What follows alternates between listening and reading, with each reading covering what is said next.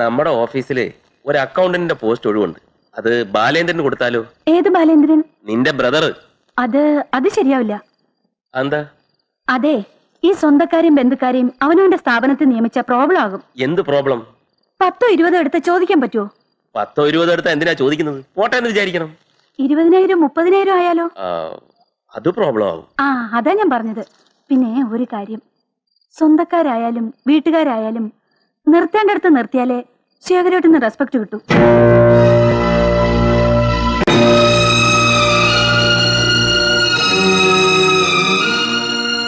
കൊച്ചു കൊച്ചു പിണക്കങ്ങൾ നമ്മൾ തമ്മിൽ ഉണ്ടാകാറുള്ളപ്പോഴൊക്കെ ഞാൻ കരുതി സ്നേഹക്കൂടുതൽ കൊണ്ടാണെന്ന്. അതൊക്കെ മനസ്സിൽ കൂട്ടിവെച്ച് പക തീർക്കുകയാണല്ലേ.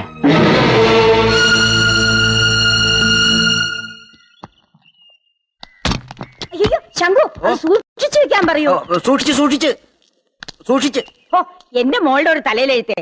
അല്ലെങ്കിൽ പിന്നെ ഈ ഏസിയും ചുമന്നോണ്ട് അവിടെ വരെ പോവേണ്ട ഗതികേട് നമുക്കുണ്ടാവോ? ഇന്ന് ഞാൻ ചെന്ന് വിളിച്ചോണ്ട് വന്ന പിന്നെ ഞാൻ അങ്ങോട്ട് അവരെ അയക്കുകയില്ല. അതിന്റെ ഒന്നും ആവശ്യമില്ല അമ്മേ. തന്നിഷ്ടം കാട്ടി പോയതല്ലേ, കുറച്ച് അനുഭവിക്കട്ടെ, എന്നാലേ അവള് പഠിക്കൂ. അങ്ങനെ വിചാരിക്കരുത്. നമ്മൾ കൂടെ തന്നെ ഉണ്ടെന്ന് തോന്നിയാ ചിലപ്പോ അത് അവൾക്കൊരു ആശ്വാസമാവും. പെട്ടെന്ന് തളർന്നു പോകുന്ന സ്വഭാവമൊന്നും അല്ല എന്റെ മോള്. ഒന്നുമില്ലെങ്കിലും എന്റെ വയറ് ഗുണം കാണിക്കാതിരിക്കുമോ? എന്റെ വയറ് ഗുണം കാണിച്ച് എന്തെങ്കിലും വരുത്തി വെക്കുമെന്നാ എന്റെ പേടി. എന്താ ഈ മുറി കയറാതെ പോണത്? ഞാൻ തൂത്തുവാരിക്കോട്ടെന്ന് കരുതിയിട്ടാ? അങ്ങനെയൊന്നുമില്ല. ആ ബെഡ്ഷീറ്റ് ഒക്കെ ഒന്ന് മാറ്റി ക്ലീൻ ചെയ്തിട്ടേര്. തന്നെത്താനങ്ങ് ചെയ്താലെന്താ? ഒരു മുതലാളിച്ച് ഇറങ്ങിയിരിക്കണു. എന്താ പെണ്ണേ, നിന്റെ ചേട്ടത്തിയോട് ഇപ്പോഴേ പോര് തുടങ്ങിയോ? ആജ്ഞാപിക്കലും പറച്ചിലും കേട്ടാ തോന്നും ഞാൻ അവളുടെ വേലക്കാരിയാണെന്ന്. അവളോ? അങ്ങനെയൊന്നും വിളിക്കരുത്.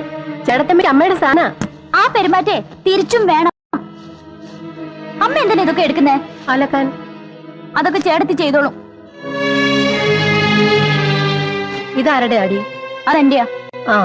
നിന്നെ പോലെ തന്നെയാ എനിക്ക് അവളും. എന്റെ വയറ്റിൽ പറന്നില്ല എന്നേ ഉള്ളൂ. പിന്നെ ഈ നാത്തുംപോരൊന്നും ഇവിടെ വേണ്ട കേട്ടോ. മാധവി ചേച്ചി എങ്ങനെ ഇവിടെ ഉണ്ടായിരുന്നെങ്കിലേ നാത്തും പോരല്ല, ഒരു യുദ്ധം തന്നെ ഇവിടെ കഴിഞ്ഞേനെ.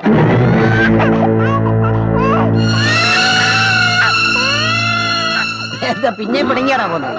കല്യാണത്തിൽ വന്ന അമ്മായിയും മെമ്പരോളും അതേ ചക്കരെ പോലെ ആയിരുന്നല്ലോ. ആ തള്ളക്ക് വീണ്ടും ചൊറിച്ചിൽ തുടങ്ങി. എന്നാ നിനക്ക് അവിടെ വൃത്തിയായിട്ട് മാറ്റി കൊടുക്കാമായിരുന്നില്ലേ? മാന്തമല്ല, ആ മോന്തിക്കൊരു തേമ്പാ കൊടുക്കേണ്ടത്.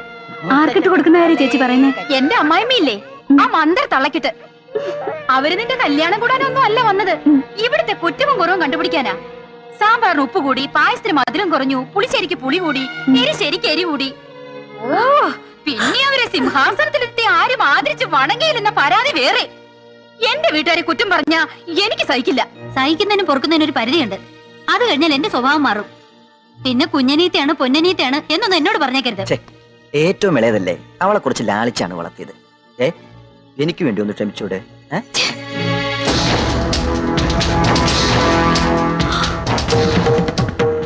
അയ്യോ, എൻ പുതിയ സാരി അത് 10,000 രൂപ വിലയുള്ളതാ. വെള്ളത്തിൽ മുക്കി കുത്തിപ്പിഴിഞ്ഞ അതിന് പണി കഴിഞ്ഞു.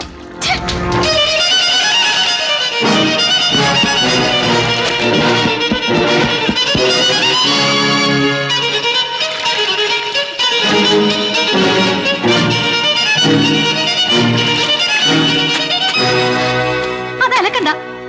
സാരമില്ല മോളെ, ഞാൻ അലക്കാം. അലക്കണ്ടെന്നല്ല പറഞ്ഞത്. ആരലക്കിയാൽ എന്താ മോളെ, വെളുത്താ പോരെ. ഈ തള്ളക്കൊന്നും പറഞ്ഞ മനസ്സിലാവില്ലേ?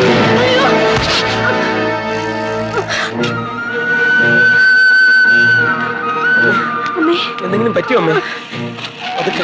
എന്താ ഇത്? ഇത്രയും വില കൂടിയ സാരി ഡ്രൈവേഷനോ കൊടുക്കേണ്ടത്? ടീച്ചറാണെന്ന് പറഞ്ഞിട്ട് എന്താ കാര്യം? വിവരം വേണം. എന്റെ ഭാര്യത്തല്ല നീ ആരാടാ? ഞാനൊരല്പം താമസിച്ചതേ ചേട്ടനെ ഇവർക്കട്ടൊന്ന് പൊട്ടിക്കുന്ന കരുതിയാ. എന്റെ അമ്മയെ തള്ളിയിട്ട് വിള ഞാൻ. വേണ്ട, ഒരെണ്ണം മതി. നീ ഈ അമ്മയുടെ വയറ്റിൽ പറഞ്ഞ മകനാണെന്ന് തെളിയിക്കാൻ. അയ്യോ അയ്യോ, എന്റെ മോളെ എല്ലാരും കൂടെ ഇവിടെ തല്ലി കൊല്ലുകയാണോ? ഇവരിട്ട് രണ്ടും കൊടുക്കാൻ ഇവിടെ ആരില്ലേ? എടാ പ്രേമേന്ദ്ര, നോയിക്കൊണ്ട് നിൽക്കുകയാണോ? അതെ, ബഹളം ഉണ്ടാക്കണ്ട. നിങ്ങളുടെ മകൾ ചെയ്ത വലിയൊരു തെറ്റിന് ഒരു ചെറിയ ശിക്ഷ കൊടുത്തു, അത്രേ ഉള്ളൂ. കെട്ടിക്കൊണ്ടുവന്ന പെണ്ണിനെ തല്ലാനാണോ ഈ തള്ളയും കൂടെ കൂട്ടു നിൽക്കുന്നത്? എന്റെ അമ്മയെ കുറിച്ച് മിണ്ടി പോരുത്. ഞങ്ങളുടെ അച്ഛൻ ജീവിച്ചിരുന്നപ്പോ പോലും അമ്മയോട് ഒരു മറുവാക്ക് പറഞ്ഞ് ഞങ്ങൾ കേട്ടിട്ടില്ല. ഞങ്ങളുടെ അമ്മ ഇവിടെ എന്താ ചെയ്തെന്നറിയോ? അപ്പൊ എന്റെ 10,000 രൂപയുടെ സാരിയോ? അമ്മയ്ക്ക് അറിഞ്ഞൂടെ? വില കൂടിയ സാരി നനയ്ക്കാൻ പാടില്ലെന്ന്. അമ്മയേക്കാൾ വലുതാണോ ഒരു സാരി? മാധവി, നീ സംസാരിക്കണ്ട, അകത്തു പോ. വിശാലാക്ഷി, എനിക്കൊരു തെറ്റ് പറ്റി. തെറ്റുപറ്റിയത് എനിക്കാ. ഈ അലവലാതി കുടുംബത്തിലേക്ക് എന്റെ മോളെ കെട്ടിച്ചു കൊടുത്തത്. അലവലാതി കുടുംബം ആരുടെ നടന്ന് കണ്ടാൽ അറിയാം. ഒരു ചുരിദാറും വലിച്ചു കയറ്റി കുണിങ് ഗ്ലാസും വെച്ച് പ്രായം മറന്നുള്ള നിങ്ങളുടെ ഈ നടപ്പ് നെറ്റിയിൽ എഴുതി വെച്ചിരിക്കുക അലവലാതിയാണെന്നേ. മാധവി, അമ്മയൊന്നും മിണ്ടായിരുന്നേ. ഞങ്ങളുടെ കുടുംബത്തിക്കാർ ഞങ്ങളെ ഭരിക്കാതെ ഇറങ്ങി പോതളച്ചി. ആണല്ലോ ഇത് കേട്ടിരിക്കാൻ. കേരളി വണ്ടിയില് പ്രേമേന്ദ്ര, പ്രശ്നം വഷളാക്കാതെ തന്റെ ഭാര്യയെ പറഞ്ഞൊന്ന് മനസ്സിലാക്കുക. പ്രേമേന്ദ്രന് എല്ലാം മനസ്സിലായി. നിനക്ക് ഭാര്യയോട് ജീവിക്കണമെങ്കിൽ ഞാൻ ശ്രീധരമായിട്ട് തന്ന ആ മാരുതി കാറെടുത്ത് എന്റെ പിന്നാലെ പോരെ. കേരളി കാറില് സാവകാശം ഒന്ന് ആലോചിച്ച്. നീ ആലോചിക്കാനൊന്നുമില്ല. ഞാൻ ഈ കുടുംബം കുളം തോണ്ടും.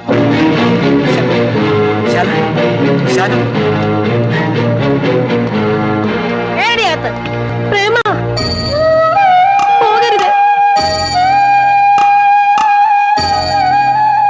വരുന്നില്ലേ?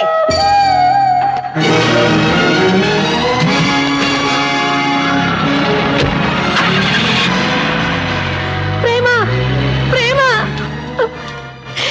ശേഖരൻകുട്ടി, അവ പോണ കണ്ടില്ലേ? അമ്മ പുല്ലാരിച്ചു വളർത്തിയ മൂത്ത മോന് ദൈവം നട്ടല് കൊടുത്തില്ലെന്ന് കരുതിയാ മതി.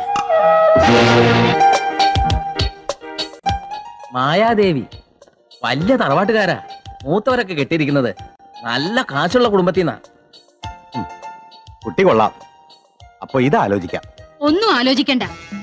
അവൻ കെട്ടേണ്ട പെണ്ണിനെയൊക്കെ ഞാൻ പണ്ടേ നിശ്ചയിച്ചിട്ടുണ്ട്. സുലോചന ഗൾഫിൽ നിന്ന് വന്നിട്ട് മതി രഘുവിന്റെ കല്യാണം.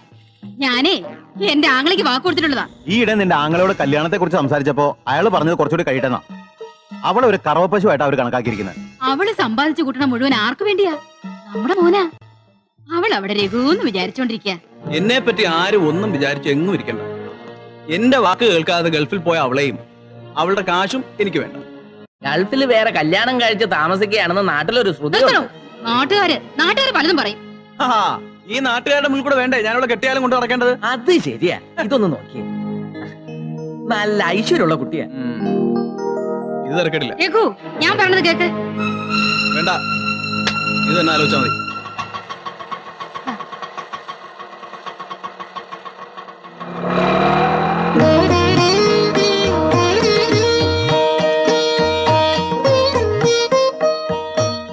അമ്മ എന്തിനാ ഓട്ടോയിൽ വന്നത്? പറഞ്ഞിരുന്നെങ്കിൽ കാർ അയക്കുമായിരുന്നല്ലോ. ഓ, അതിന്റെ ഒന്നും ആവശ്യമില്ല മോളെ. ഒരു ടാക്സി പിടിച്ചെങ്കിലും പോരായിരുന്നു. കാശ് ഞാൻ കൊടുത്തേനെ. ഓട്ടോറിക്ഷയിലേക്ക് ഇവിടെ വരുന്നത് ഞങ്ങൾക്ക് മോശ. അതുകൊണ്ട് എടാ രാമ, നീ ഇവിടെ എന്തെടുക്കാ? നിന്നോട് പുല്ലി എത്താൻ പറഞ്ഞിട്ട് ചെത്തിയോ? ഒന്നിനും ഒരു ഉത്തരവാദിത്വമില്ല. അമ്മ വാ. കല്യാണി, എടി കല്യാണി, എന്താടി ഇത്? നീ ഇവിടെ തൂത്തുവരിയിട്ട് പോയതല്ലേ? എന്നിട്ട് എന്തായി കിടക്കുന്നത്? എല്ലായിടത്തും എന്റെ കണ്ണെത്തണമെന്ന് വെച്ചാൽ കുറെ കഷ്ടാണേ. മുറ്റത്തൊരു പ്ലാവിനെ വീണ കത്തിയിടാത്ത പെണ്ണ കണ്ടുപിടിച്ചു. ജോലിക്കാർ ഒത്തിരി ഉണ്ട്. എല്ലാത്തിനും നിയന്ത്രിച്ചു കൊണ്ടുപോകാൻ കുറച്ച് പാട് തന്നെയാ. എന്തൊരു തണുപ്പാ. എ സി നിനക്ക് ശീലമില്ലാത്തല്ലേ? എനിക്കാണെങ്കിൽ എ സി ഇല്ലാണ്ട് ഇപ്പൊ ജീവിക്കാൻ പറ്റാണ്ടായി. എന്തോ ഒരു സാരി ചേച്ചിക്ക് തുണിക്കടയിലിരിക്കണ മാതിരി ഉണ്ട്. ഇത് കുറച്ചേ ഉള്ളൂ, ബാക്കിയെല്ലാം അപ്പുറത്തെ മുറിയില്ല. ചേച്ചി, ഇതിന്ന് ഒരു സാരി എനിക്ക് തരുമോ? ഇതിന്നൊന്നും ചോദിക്കണ്ട. അല്ലെങ്കിൽ തന്നെ 500 എണ്ണം തികയാൻ 3 എണ്ണം കൂടി വേണം. ആ വിഷമത്തിലാ ഞാൻ. ഞാൻ വെറുതെ ചോദിച്ചല്ലേ. നിനക്ക് ഉടുത്തു പഠിക്കാനേ വില കുറഞ്ഞ ഒരെണ്ണം ഞാൻ വാങ്ങിത്തരാം. നീ ഒന്നും അവക്ക് വാങ്ങിച്ചു കൊടുക്കണ്ട. അവക്ക് വേണ്ടതൊക്കെ ഞാൻ വാങ്ങിച്ചു കൊടുത്തോളാം. ഇതാരമ്മയോ? എന്താ മായേ നിന്റെ മുഖത്തൊരു വാട്ടം? എന്റെ ശ്രീമതി വല്ല പത്രാസം കാണിച്ചോ? നീ എന്താ നോക്കി നിൽക്കുന്നത്? പോയി ചായ എടുക്കടി. ആ, ഇവക്ക് ഒരാലോചന വന്നിട്ടുണ്ട്. പെണ്ണിനെ അവക്ക് ഇഷ്ടായി. നല്ല ആലോചനയാണെങ്കിൽ കേമമായിട്ട് തന്നെ നടത്തണം, അല്ലേ? അതിന് പ്രേമേന്ദ്രനെ അറിയിക്കണം. അമ്മ എന്ന് വിളിച്ച അവൻ വരും. അവന്റെ കുഞ്ഞനീത്തിയുടെ കല്യാണമല്ലേ? അമ്മ എന്തിനാ ഇങ്ങോട്ട് വന്നത്? സ്റ്റുഡിയോയിൽ ആദ്യം പോയത്. അപ്പൊ അത് പൂട്ടിയിട്ടിട്ട് ഒത്തിരി നാളായെന്ന് അറിഞ്ഞു. സ്റ്റുഡിയോയിൽ കിട്ടുന്ന കാശ് ഞാൻ ഇവന് ഒട്ടച്ചെലവിന് കൊടുക്കുന്നുണ്ടല്ലോ. പ്രേമേന്ദ്ര, നല്ല കാറ്, ഇതുപോലെ ഒരു മോനെ, ഇവക്കൊരാലോചന വന്നിട്ടുണ്ട്. നല്ല കുടുംബക്കാരാ. എന്താടി കൊച്ചേ, നീയും വളച്ചെടുത്ത് ഒപ്പിച്ചതാണോ? അതാണല്ലോ പാരമ്പര്യം. എന്തിനാ ഇപ്പൊ ഇങ്ങോട്ട് ഇറങ്ങിയത്? ഞങ്ങൾ ചത്തോ ജീവിച്ചിരിപ്പുണ്ടെന്ന് അറിയാനാ? അങ്ങനെ പറയരുത് മോളെ. നിങ്ങളെ തിരിച്ചു വിളിച്ചോണ്ട് പോകാനും കൂടിയാ അമ്മ വന്നത്. പ്രധാന കാര്യം അതല്ല. ഈ പെണ്ണിന്റെ കല്യാണ ആവശ്യം വന്നപ്പോ പ്രേമേന്ദ്രനെ വേണം. അതിനാ. അത് തന്നെ. കല്യാണം ആവശ്യമില്ല, മരണമായാലും ശരി. ഞങ്ങൾ ആ കുടുംബത്തിൽ കാല് കുത്തണമെങ്കിൽ എന്നെ തല്ലി ആ തിണ്ടി ഇവിടെ വന്ന് മാപ്പ് പറയണം. അതല്ല, ഇനിയിപ്പോ വല്ല സാമ്പത്തിക സഹായം പ്രതീക്ഷിച്ചിട്ടാണെങ്കിലേ എന്തെങ്കിലും ഒരു സംഭാവന ഞാനും തരാം. പണത്തേക്കാൾ വലുത് ബന്ധങ്ങളാണെന്ന് മറക്കരുത്. ഇവളുടെ കൈ പിടിച്ചു കൊടുക്കാൻ മൂപ്പരാങ്ങള. അത്ര എന്റെ മോൾ ആഗ്രഹിച്ചിട്ടുള്ളൂ. പ്രേമേന്ദ്ര, നീ എന്താ ഒന്നും മിണ്ടാത്തത്? ഞാൻ വരാം. ബാലേന്ദ്രൻ വന്ന് ഇവളോട് മാപ്പ് പറയട്ടെ. ചേട്ടത്തി നമ്മുടെ അമ്മയെ തള്ളിയിട്ടത് തെറ്റല്ല അല്ലേ? എന്റെ ബാലേട്ടനൊരു അബദ്ധം പറ്റി. ചേട്ടത്തിയുടെ കർണ തന്നടിച്ച ആ അടി ചേട്ടനിട്ടായിരുന്നെങ്കിൽ കുറച്ച് ഗുണം ചെയ്തേനെ. പിന്നെ എന്റെ കല്യാണം നടത്താൻ തീരെ നിവൃത്തിയില്ല. എന്റെ അമ്മ എന്റെ പേരിൽ ഒരു ലേലച്ചിട്ട് ചേർന്നിട്ടുണ്ട്. അത് വിളിച്ചെടുക്കും, കല്യാണം അന്തസ്സായിട്ട് നടത്തുകയും ചെയ്യും. പിന്നെ നിങ്ങളൊക്കെ കല്യാണത്തിന് പങ്കെടുത്തില്ല എന്ന് കരുതി എന്റെ കല്യാണം എങ്ങാനും മുടങ്ങി ഞാനൊരു കെട്ടാ പെണ്ണായിട്ട് നിന്ന് പോയാ അങ്ങ് നിക്കട്ടെ. എന്നാണ് ശാരദ ടീച്ചറുടെ ഇളയ മോളാണെന്നുള്ള അഭിമാനത്തോടെ തന്നെ ആ വീട്ടിൽ ഞാൻ എന്നും കഴിഞ്ഞോളാം.